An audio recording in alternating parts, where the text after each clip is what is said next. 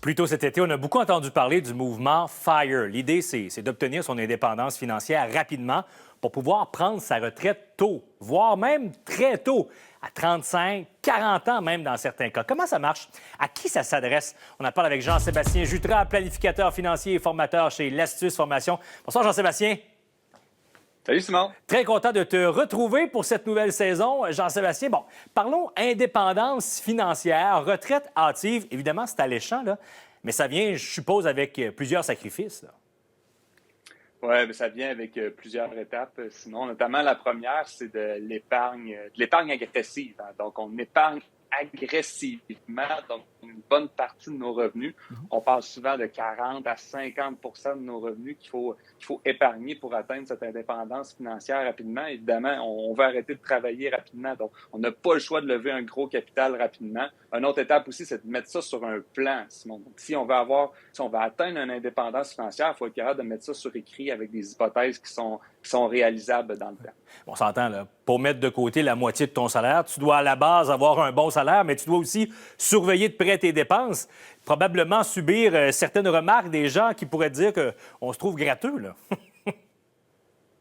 Ah oui, puis on l'a lu durant l'été, il y a beaucoup de gens qui critiquaient le mouvement. En fait, peut-être par jalousie, on ne sait pas, mais c'est dans les étapes, Simon, de restructurer nos dépenses parce que on vit dans un monde de surconsommation. Donc, l'idée, c'est de vivre en dehors de ce monde de surconsommation-là, vivre avec des activités qui coûtent moins cher. Puis, il y avait beaucoup d'exemples dans le Journal de Québec, dans le Journal de Montréal, des gens qui sont adeptes du mouvement, qui réussissent à avoir un mode de vie qui est très intéressant malgré tout. Oui, et quelqu'un qui disait, entre autres, là, c'est pas vrai que je m'empêche de faire certaines choses. On va voir quand même des spectacles. On a nos activités, mais on fait attention à où on met notre argent. Et d'ailleurs, là, arrêter de travailler aussitôt, j'imagine que ça vient quand même avec un certain risque. C'est clair que ça vient avec des risques, Simon. Puis premièrement, en fait, c'est de voir tous les risques reliés à l'économie. Donc, l'économie, le marché boursier. Donc, c'est sûr qu'il y a des risques reliés à tout ça, parce qu'il y a beaucoup de placements, il y a beaucoup d'épargne. Donc, il y a le risque avec ça. Il y a le risque de l'inflation. Hein? Donc, on l'a senti dans les dernières années, tout le volet de l'inflation. Mais là, il va durer encore plus longtemps dans le temps parce que j'arrête de travailler, disons, à 40 ans. Et finalement, il y a le risque de la longévité. Hein. Plus que je vais vivre longtemps, plus que je vais être dépendant du capital que je vais faire. Et que là, ça peut avoir un risque sur ce mouvement-là, mais aussi sur n'importe quel retraité. Là, Jean-Sébastien, on t'a donné une mission. On voulait un exemple de plan, voir concrètement là, à quoi ça peut ressembler. Ah oui, puis c'est un vrai plan.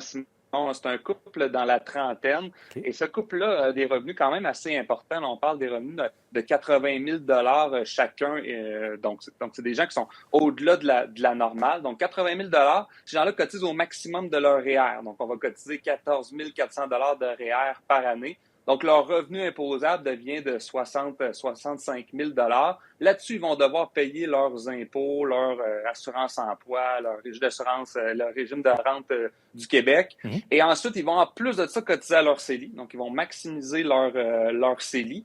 Et ils vont également cotiser de l'argent dans des régimes hors REER, hors CELI, parce qu'une fois qu'on a tout maximisé tout ça, on doit cotiser hors REER, hors CELI. Donc, vous voyez, on économise 15 000 par année dans les non enregistrés, 7 000 dans le CELI, 14 000 dans le REER. Donc, finalement, il nous reste 25 000 pour vivre par année. Chacun des couples fait la même chose. Donc, finalement, on a un coût de vie d'à peu près 51 000 pour ce couple-là. Donc, c'est des gens qui ont appris à ne pas surconsommer. C'est beaucoup d'épargne. On parle de plus de 70 000 par année quand même. C'est énorme. Et après ça, quand on met ça dans un plan, par contre, Simon, on se rend compte qu'on est capable d'atteindre nos objectifs de retraite. Donc, on dépense 50 000 par année. On continue avec cet objectif-là, nos mêmes dépenses qu'on avait maintenant. Et on est capable de se rendre jusqu'à 90 ans à 100 de notre objectif. Et en quelques secondes, si on change les hypothèses, je suppose que ça change rapidement aussi.